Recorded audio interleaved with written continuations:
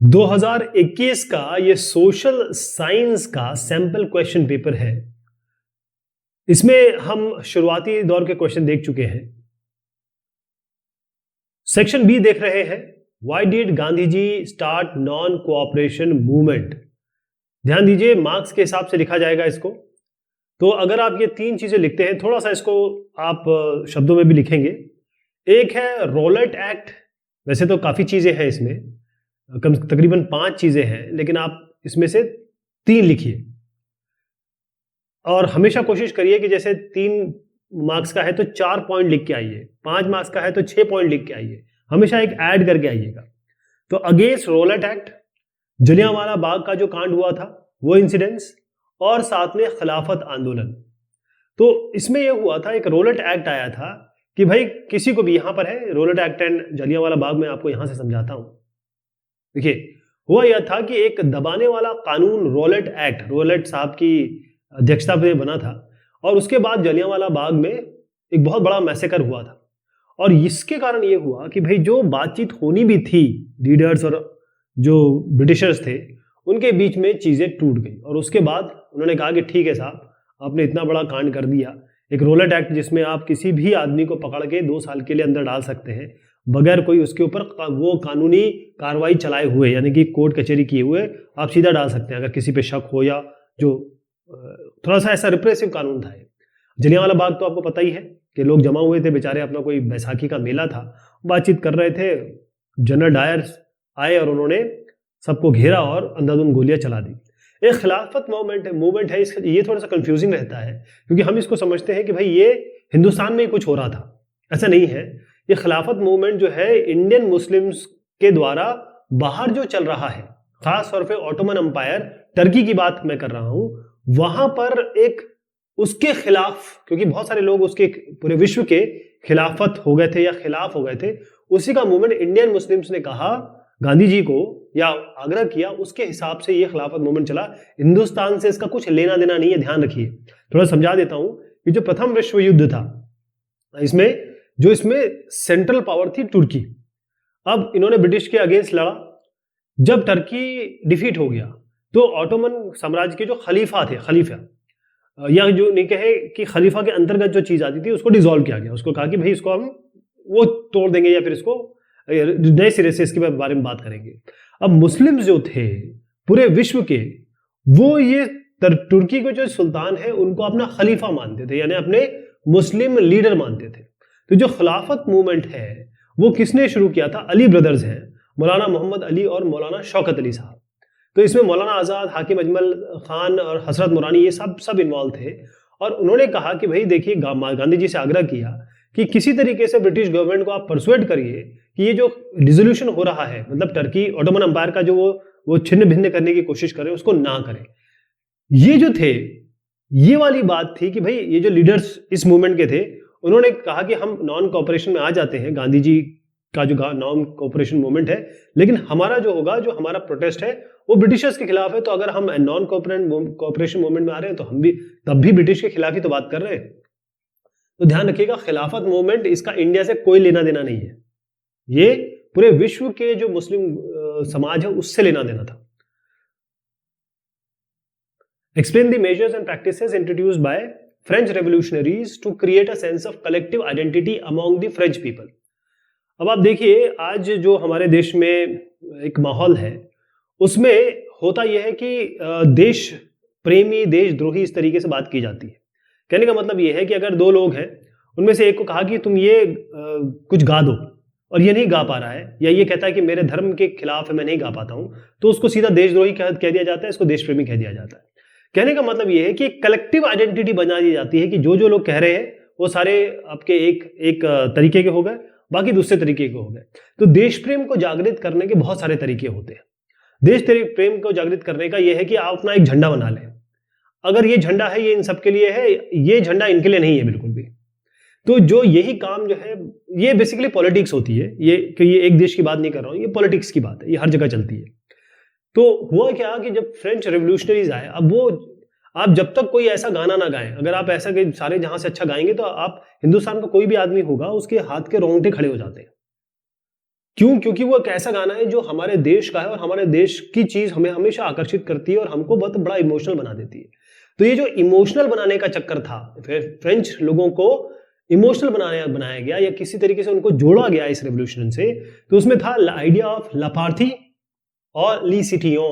इसका मतलब ये है कि हमारा देश और हम लोग, हम सब इस देश के वासी और हम लोग हैं। इसका मतलब है कि हम सारे के सारे एक यूनाइटेड कम्युनिटी है, एक समाज है, और हमारे पास एक इक्वल राइट होगा इस कॉन्स्टिट्यूशन के अंडर अगर हमारा संविधान बनता है। एक नया फ्लैग, फ्रेंच फ्लैग, जिसमें 3 कलर थे, और ये जो पुराना फ्लैग था उसके रिप्लेसमेंट में इन्होंने जारी किया। जो स्टेट जनरल्स थे वो इलेक्टेड थे, किससे? जो सिटीजन्स हैं वहां के, और फिर उसको ये जो नाम दिया गया उसको नाम दिया गया नेशनल असेंबली का। बहुत सारे गाने जैसे रविंद्रनाथ टैगोर साहब ने हमारे यहाँ किया था, हमारे यहाँ बहुत बड़े बड़े कवि थे, बहुत अच्छे अच्छे गाने उन्होंने लिखे, उसी तरीके से वहां पर ये जो नए हाइम्स मतलब होता है छोटा गाना, छोटा ये 2 या 4 लाइन की चीजें होती हैं जो आपको प्रेरित करती हैं। और मार्टर्स, जो बेचारों का नुकसान हो गया, जो इस जंग में लड़ के मर गए, उनके नाम पर सबको एकत्रित किया गया। इसी तरीके से एक सेंट्रलाइज एडमिनिस्ट्रेशन, पूरा एक सेंट्रलाइज एडमिनिस्ट्रेशन का तरीका, प्रशासन का तरीका इंट्रोड्यूस किया गया, जिसमें जितने भी लोग हैं, ये जितने भी लोग दिख रहे हैं, उन सबके लिए एक ही लॉ होगा, कॉमन लॉ होगा। अच्छा, या तो पिछला सवाल करिए या ये वाला सवाल करिए, दोनों में से एक करना है आपको। Like Germany, Italy too had a long history of political fragmentation, explain. तो जिस तरीके से जर्मनी, हम जानते भी हैं, जर्मनी जो है 2 भाग में था, फिर उसको मिलाया और आज वो कंबाइंड जर्मनी है। तो Italy had a long history of political fragmentation, explain. तो इसमें काफी सारी चीजें आती हैं। इसमें कुछ चीजें आपको जो लिखनी है वो ये है कि बहुत सारे ऐसे डायनेस्टिक स्टेट थे। इटली था तो, लेकिन ये बहुत सारे डायनेस्टिक, इसका राजा अलग, इसका राजा अलग, इसका राजा अलग। जो सार्डिनिया पिडमंट, ये was ruled by an Italian princely house. जो ये मेन सार्डिनिया पिडमंट था, वो तो प्रिंसली हाउस, इटली का एक प्रिंसली हाउस उसके कंट्रोल में था सार्डिनिया। इटली वॉज यूनिफाइड 1861 में, इसको इटली को यूनिफाई किया गया। और जो विक्टर इमैनुअल II है, इनको कहा गया कि ठीक है साहब, ये है अब जो इटली कंबाइन हो गया, इसके किंग है, ये राजा है। यहां पर मेज़नी की बात हुई है। जो गियुसे मेज़नी है, इन्होंने क्या किया कि भाई एक प्रोग्राम रखा सामने, ताकि वो बता सकें कि भाई ये हमारा कंबाइंड इटालियन रिपब्लिक है। जो इटली मिला या यूनिफिकेशन हुआ, ये एक बार नहीं हुआ, काफी लड़ाइयां लड़ी गई इसके लिए, राइट। बहुत जबरदस्त यहां पर राजनीतिक काम हुआ, डिप्लोमेसी हुई। फ्रांस भी था इसमें चीफ मिनिस्टर जो थे वो आपके केवर, उनका भी रोल था, और गैरीबाल्डी ये भी साथ में आए। तो यहां पर अगर मैं सिलसिलेवार तरीके से बताऊं आपको, तो हुआ ये कि 1830 की मैं बात करता हूं, मैज़नी और बहुत सारे लोग थे, उन्होंने कहा कि यह सोचा कि इटली को यूनिफाई होना है। तो इन्होंने क्या किया कि एक सीक्रेट सोसाइटी बनाई, यंग इटली, लेकिन वो टूट गई, मतलब वो फेल हो गई। तो रिस्पॉन्सिबिलिटी जो थी वो इसके सार्डिनिया पिडमंट, जिसकी मैंने अभी बात कर थी, कि उसके रूलर थे विक्टर इमैनुअल II, कि भाई अब ये है कि अब कंबाइन करना है इटली को। ऑस्ट्रियन फोर्सेस थे, इनको हरा दिया गया 1859 में। इसके अलावा जो एसपी है यानी कि सार्डिनिया पिडमंट, बहुत सारे वॉलंटियर्स ये भी इसमें आ गए थे, क्योंकि गियुसे गैरीबाल्डी यहां पर जब ये आए तो उनके साथ बहुत सारे वॉलंटियर्स थे, वो भी आ गए इसमें। 1860 ये गए साउथ इटली और इन्होंने जो स्पेनिश रूलर थे उनको हराया। 1861 में जो विक्टर इमैनुअल है, जैसे मैंने आपको बताया यहां पर, इनको इटली का किंग घोषित कर दिया गया। 1830s के बारे में बात बताता हूं आपको कि जो गियुसे मेज़नी है, वही उनका एक, उन्होंने ऑलरेडी प्रोग्राम तैयार कर लिया था कि भाई यूनिटरी इटालियन रिपब्लिक कैसे होगा, कंबाइंड जो हमारा इटली होगा वो कैसे होगा। और उसके बाद जैसे मैंने कहा कि भाई यंग इटली जो है वो एक और चीज उन्होंने शुरू की थी। तो ये इसका उत्तर इस तरीके से आप लिखेंगे, suggest and explain any 3 ways to protect land from degradation in various states of India. Land degradation का मतलब है, देखिए आपको ये बात समझना होगा, सवाल जवाब तो छोड़िए, जो जमीन होती है, इस जमीन के ऊपर ही सब होता है। चाहे आप खाने की बात करें, सारी पैदावार, सारी कृषि इस पे होती है, सारे पेड़ पौधे जंगल इसी पे उगते हैं, आपको सारा सामान यहीं से मिलता है, आप आना जाना इस पे करते हैं, आप यहां से खनिज निकालते हैं, आप अपने घर इस पे बनाते हैं, सारा काम यहीं पे करते हैं। तो ये जो लैंड डिग्रेडेशन का मतलब ये है कि अगर जमीन का ह्रास हो रहा है, ह्रास कर रहा हूं, ह्रास मतलब होता है नुकसान, इस लैंड का नुकसान हो रहा है, ये जमीन हमारे हाथ से जा रही है किसी तरीके से, इस तरीके की हो गई कि अब हम उसका उपयोग नहीं कर सकते, यहाँ पेड़ नहीं उग सकते, पौधे नहीं उग सकते, इसका उपयोग नहीं हो सकता, इसी को हम लैंड डिग्रेडेशन कहते हैं। तो ये चीज अगर आपके दिमाग में रहेगी तो आप उत्तर इसका दे पाएंगे कि कैसे हम इस चीज को रोके, इस लैंड डिग्रेडेशन को रोके। तो पहली चीज तो है आपको पौधे उगाने पड़ेंगे, पेड़ उगाने पड़ेंगे। पेड़ जो है वो क्या करता है, पेड़ की जड़ें होती हैं, ये मिट्टी को बांध के रखती है। अगर मान लीजिए ये थोड़ा सा ये एंगल पे है, पानी यूं आ रहा है, तो पेड़ तो बांध के रखा हुआ है इसने मिट्टी को, और ऐसे बहुत सारे पेड़ है, तो मिट्टी नहीं जा पाएगी, मिट्टी ये पानी इसको नहीं ले जा पाएगा। और जो ऊपर वाली मिट्टी है वो उर्वरक मिट्टी होती है, उसमें फर्टिलिटी होती है, वो चला गया तो सब चला गया। इसके अलावा ग्रेजिंग हम करते क्या है कि अगर ये हमारे पौधे लगे हुए हैं और यहाँ पर हमने बहुत सारे जानवर छोड़ दिए तो ये पूरा खा जाएंगे, तो ये फिर नंगी मिट्टी हो जाएगी। अब हवा आएगी तो ये उसको उड़ा के ले जाएगी, मतलब ऊपर की परत को उड़ा के ले जाएगी। तो आपको जो ग्रेजिंग है, पशुचारण, इसको कम से कम करना पड़ेगा। इसके अलावा आपको शेल्टर बेल्ट्स लगाने होंगे। मान लीजिए यहाँ पर आपका समुद्र है, यहाँ से बहुत तेज हवाएं आती है, तो आप क्या करेंगे, यहाँ पर पेड़ लगा दीजिए। आपको बेसिकली जो हवा है ना, इसको रोकना है, इसकी स्पीड को रोकना है, क्योंकि जो लैंड डिग्रेडेशन होता है वो हवा से भी होता है, पानी से भी होता है, और ग्लेशियर से भी होता है। इसके अलावा आपको जो सैंड ड्यून्स है, मतलब अगर आप मरुस्थल में चले जाएं तो बहुत हवा तेज चलती है तो पूरा सैंड उड़ के चला जाता है। वहां पर जो थॉर्नी ब्रशेस है, बेसिकली वहां के जो पौधे हैं वो लगे रहने चाहिए। जो माइनिंग एक्टिविटी हम कर रहे हैं, यानी हम खदान खोद तो देते हैं, खदान आपने खोदा वहीं पहले तो नुकसान कर दिया आपने, उसके बाद आप यहाँ से ऐसे ही छोड़ के चले जाते हैं, तो ये तो खदान जो जैसी रह गई, मतलब ये जमीन ये बेकार हो गई, किसी चीज के लिए उपयोग नहीं हो सकती अब ये। तो माइनिंग एक्टिविटी जो जमीन से हम जमीन का सीना चीर के जो सामान निकाल लेते हैं अपने फायदे के लिए और उसको वैसे ही छोड़ देते हैं, वो गलत है, राइट। इसके अलावा जितने भी वेस्ट निकल रहे हैं, चाहे वो इंडस्ट्रियल वेस्ट हो, चाहे वो होम वेस्ट हो, आपके घर से जो निकल रहा है, उसको पूरा ट्रीटमेंट करके आप वापस पानी में छोड़िए या फिर जमीन में छोड़िए। इसके अलावा आपको कोई और पॉइंट समझ में आते हैं तो यहाँ लिखिएगा। मेरे ख्याल से कॉन्सेप्ट थोड़ा क्लियर हो गया होगा आपको।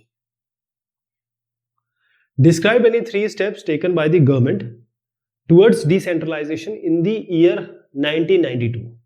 अब आप देखें डिसेंट्रलाइजेशन का मतलब क्या होता है। मान लीजिए आपके घर में आपके पिताजी हैं, चलिए दादाजी मान लेते हैं, और आपके घर में बाकी और लोग हैं, इनके 3 बच्चे, मतलब आपके चाचा हैं, आपके पिता हैं, फिर बहुत सारी बहुएं हैं, इनके बच्चे हैं। अब सारा पावर अगर दादाजी के पास होगा तो ये लोग कैसे जिएंगे, कहीं ना कहीं कॉन्फ्लिक्ट होगा कि मेरा कोई अलग काम है, मैं कुछ और सोचता हूं, मैं कुछ और करना चाहता हूं, है ना। तो इनका पर्सनल स्पेस पे भी इनका आधिपत्य है। अगर ये दादाजी आपको पिताजी को और आपके चाचा को सबको थोड़ा सा स्पेस दे दे, बोले ठीक है आप अपने फैसले खुद ले ले, तो इसको हम डिसेंट्रलाइजेशन की संज्ञा दे सकते हैं ना। तो जो कॉन्स्टिट्यूशन था, इन्होंने कहा, बेसिकली सेंट्रलाइजेशन का ये मतलब था कि अगर आप लोकल गवर्नमेंट बॉडी, सबसे पहले क्या था, एक यूनियन गवर्नमेंट है हमारे पास, सेंट्रल गवर्नमेंट, उसके बाद स्टेट गवर्नमेंट है, यहां तक तो था, लेकिन इसके बाद भी स्टेट गवर्नमेंट एक इतना बड़ा स्टेट है, मान लीजिए आप 23 करोड़ का आप स्टेट मान लीजिए, ये यूपी है, क्या आप संभाल पाएंगे 23 करोड़ लोगों को? हर यहाँ जो लखनऊ में बैठा है वो जान पाएगा कि भाई झांसी के ओरछा में क्या हो रहा है? नहीं समझ पाएगा ना। यहां पर एक ब्लॉक लेवल पे, एक ग्राम पंचायत लेवल पे, उस लेवल पे सरकार होनी चाहिए। इसी को हम पंचायती राज व्यवस्था कहते हैं, और यही बेसिक बिल्डिंग ब्लॉक था आपके डिसेंट्रलाइजेशन का। तो कॉन्स्टिट्यूशन ने ये कहा, बिल्कुल वहां पर बताया गया कि भाई ऐसा है कि जो लोकल गवर्नमेंट बॉडीज है, चाहे आप उसको विलेज लेवल पे कहें, ब्लॉक लेवल पे कहें, डिस्ट्रिक्ट लेवल पे कहें, इसको हम पंचायती राज कहते हैं, वहां पर आपके बराबर इलेक्शन होंगे। यहाँ पर रिजर्वेशन होगा SC ST महिलाओं का, मतलब schedule caste, schedule tribe, backward classes, साथ में 1/3 पोजीशन जो 1/3 पोजीशन जो होगी, मतलब अगर आप कह सकते हैं 90 लोग इलेक्ट हो रहे हैं तो इसमें से 30 महिला होनी चाहिए, कोई इसमें इफ्स एंड बट्स नहीं है। इसके अलावा एक और जो स्टेट में, इसे स्टेट इलेक्शन कमीशन बनाया गया, उनका काम ही, जैसे आपका जो इलेक्शन कमीशन ऑफ इंडिया है वो तो है ही है, एक स्टेट इलेक्शन कमीशन बनाया गया जो सेंट्रल वाले स्टेट कमीशन से, इलेक्शन कमीशन से कोई लेना देना नहीं होगा उसका काम यही होगा कि पंचायती राज के वो इलेक्शन कराएगा।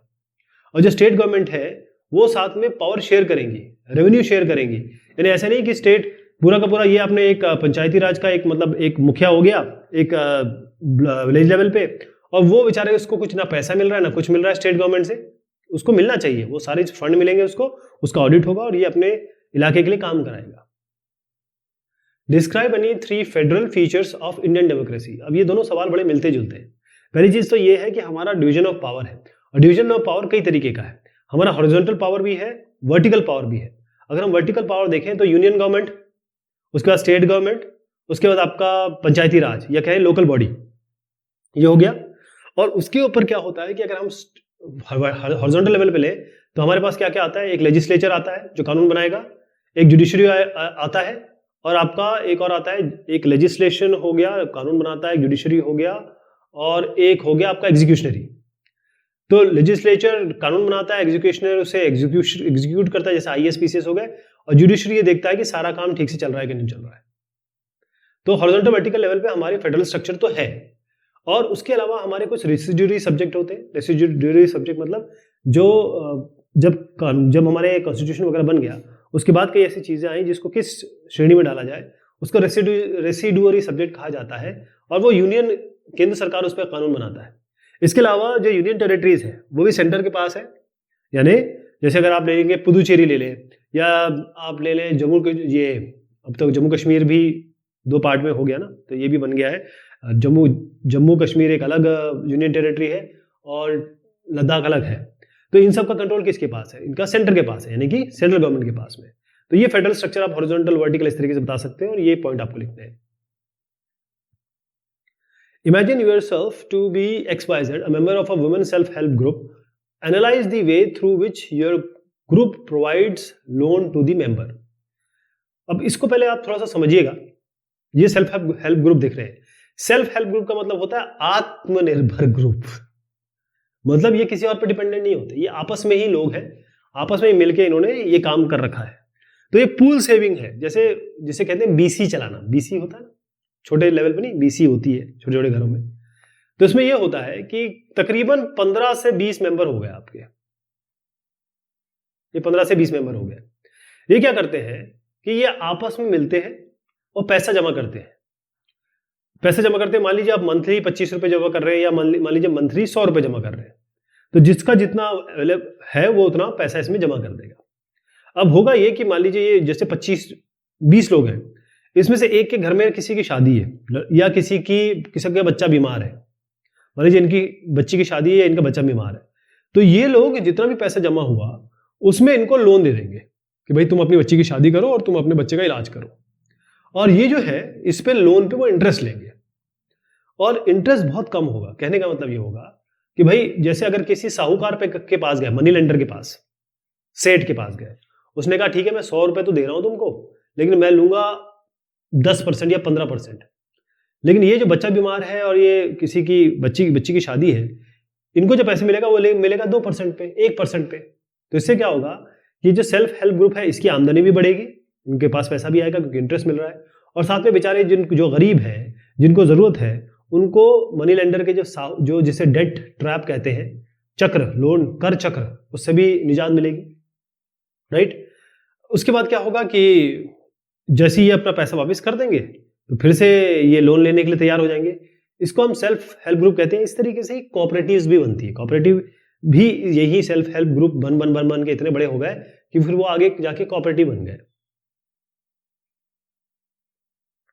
The issue of sustainability is important for development, examine the statement. Sustainability, अगर आपको विकास करना है तो सस्टेनेबिलिटी बहुत जरूरी है। इसका उत्तर इस तरीके से समझिए कि आप है, आपका बेटा है और आपके पिताजी है। मतलब अगर आप ए है, बी इनके पिताजी है, सी इनके पिताजी है। अब इन्होंने क्या किया, इनके पास 100 रुपए थे, इन्होंने क्या किया 10 रुपए खर्च किए, 90 रुपए बचाए और 90 इनको दे दिए। यहां 90 रुपए इनके पास थे, इन्होंने क्या किया 80 खर्च कर दिए, 10 आपको दिए। अब आपके पास जो नया आएगा जनरेशन, उसको आप क्या दे पाएंगे, इस 10 में से क्या दे पाएंगे। ये जो 100 रुपए है, ये 100 रुपए नहीं है, ये रिसोर्सेस हैं पृथ्वी के, ऑयल, खनिज तत्व, ये सारी की सारी चीजें जो होती हैं वो ऐसी हैं जो हमारे पास तो हैं, और अगर आज हम इसे खर्च कर दें तो हम आगे क्या दे पाएंगे। तो ये जो सी है, इसने इतना अच्छा काम किया कि इसने केवल 10 100 में से 10 अपने पास रखा या यूज किया पूरी जिंदगी, लेकिन 90 पास ऑन कर दिया। तो इससे क्या हुआ कि अगर ये पीढ़ी दर पीढ़ी चलते रहते 10-10 खाते खाते तो ये जमाने भर तक आगे बढ़ जाते। लेकिन यहाँ पर ये इसकी आगे की जनरेशन को ये देगा क्या, आगे की जनरेशन आएगी भी क्या नहीं आएगी, और ये आएगी तो खाएगी क्या। तो यही सस्टेनेबल डेवलपमेंट होता है कि इस तरीके से करिए ताकि आगे के जनरेशन को फायदा हो। तो सस्टेनेबल डेवलपमेंट का मतलब यह है कि आज की अपनी जरूरतें पूरी करें, लेकिन आगे के जो जनरेशन है उनके लिए भी आपको सोचना पड़ेगा। आज जितने भी रिसोर्सेस हैं, जितने भी संसाधन हैं, उसको आप बहुत दिमागदार तरीके से सोच से आप इसे यूज करिए। और जो इकोलॉजिकल बैलेंस है, मतलब अगर आज आपने ग्लोबल वार्मिंग कर दी है तो कल जो बच्चे आएंगे वो किस तरीके से रहेंगे, सारा का सारा तो जमीन पानी में चला जाएगा, राइट। तो एनवायरमेंटल प्रोटेक्शन होना चाहिए, और साथ में जो एनवायरमेंटल डिग्रेडेशन है, यानी आपको एनवायरमेंट को प्रोटेक्ट करना है और जो खराब हो रहा है एनवायरमेंट उसको बचाना भी है। इसके अलावा भी बहुत सारे पॉइंट बनते हैं जो मैंने बताया, उनको भी जोड़ दीजिएगा। अब read the sources given below and answer the questions that follow. ये जो सवाल है ये सारे, इसमें हम क्या करेंगे कि अलग अलग कंटेंट पढ़ेंगे, और कंटेंट पढ़ने के बाद उनके आंसर देंगे। तो हमको ये कंटेंट पढ़ना ही पड़ेगा, बगैर इसके कोई सॉल्यूशन नहीं है, ठीक। तो इसको हम लेते हैं अगली बार, उसके बाद हम और भी सवाल देखेंगे। तब तक के लिए शुक्रिया, मेहरबानी आप सभी की।